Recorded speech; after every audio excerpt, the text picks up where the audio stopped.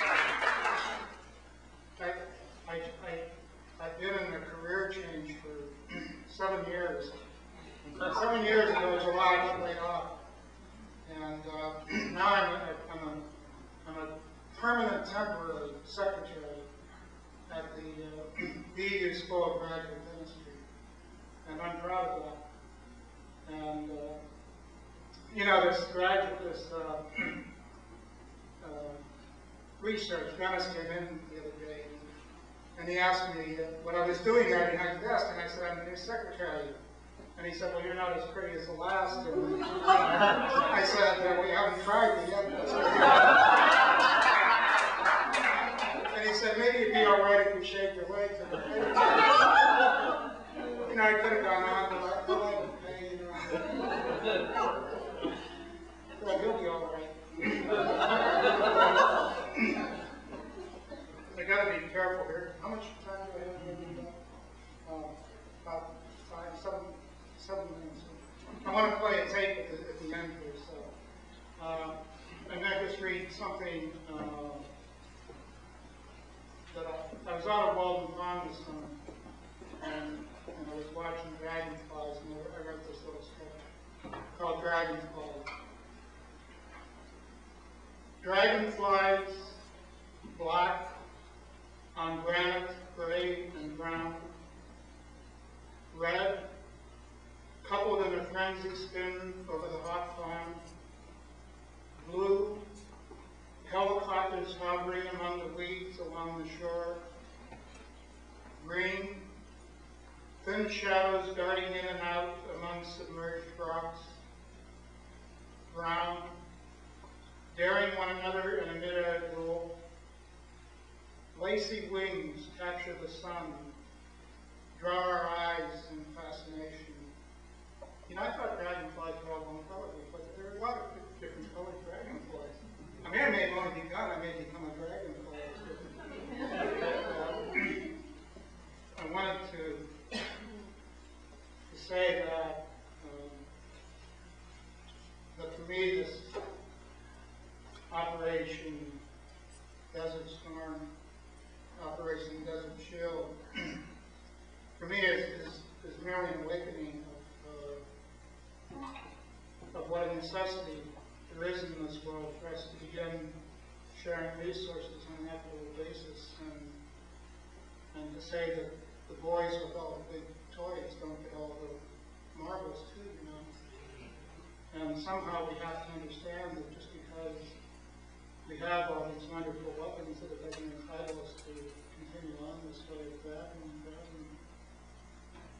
grabbing. And so I'd like to do a couple poems about what I feel. The other ones were about what somebody else says. Anyway, the first one is called Operation Desert Shield. When Johnny comes marching home again, don't come back this time with legs missing, with arms, with eyes twisted, with brains. Come back this time with struts marching, with stars, with homes waiting, with pride. Tell us you killed the men foaming at the mouth, not the kids waiting to be fed. Tell us you fought for love. Bring back a soul battered, a mind tired, a body bruised. Bring back something we can fix this time, something we see in ourselves. When Johnny comes marching home again. The next poem.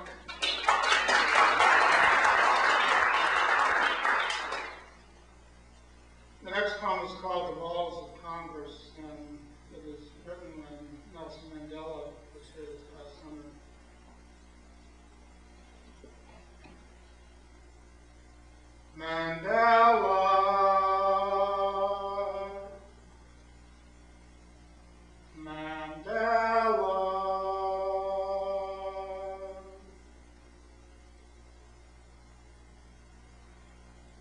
It's called halls of Congress where they say that the ruins of the Mandela. Mine eyes have seen the glory of the coming of the Lord. We asked them to leave because we needed what was there.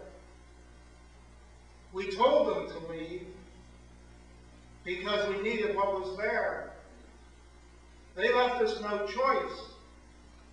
We killed them in acknowledgement of their wishes not to leave. This land is my land. Old soldiers never die. They just fade away. Bum, bum, bum.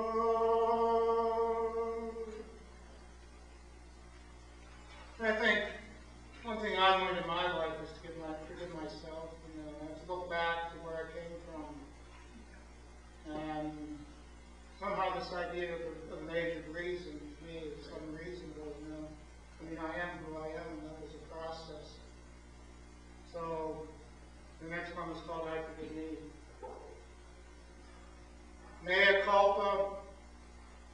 I am who I am, one day at a time.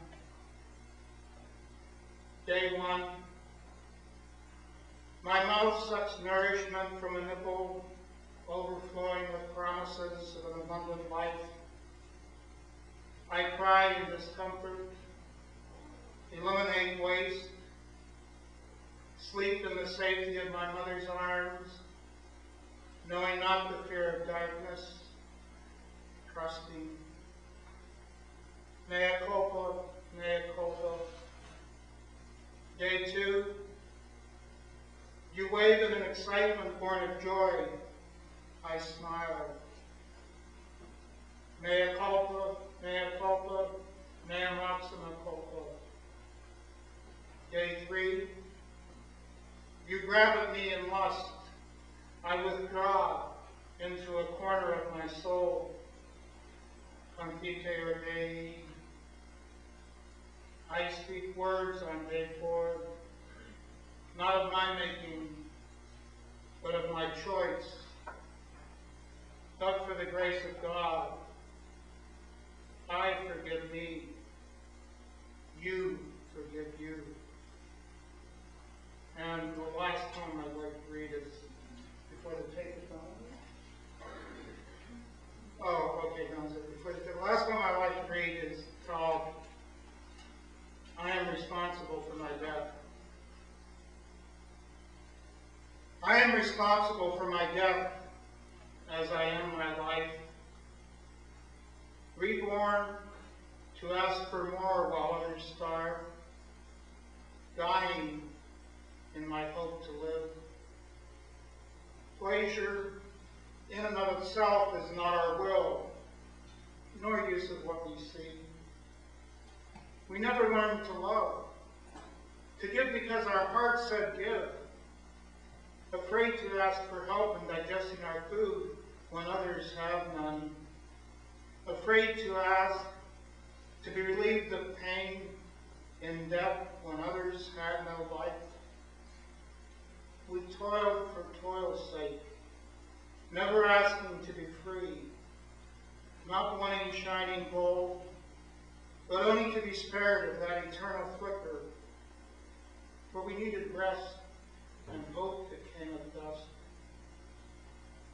The curse of man, when all is said and done, is that death may bring yet another life. I know not. Just write what's here, and later, sprinkle me among the pines and laugh, for that is what we do tonight. And the last poem is going to be played here. It's something that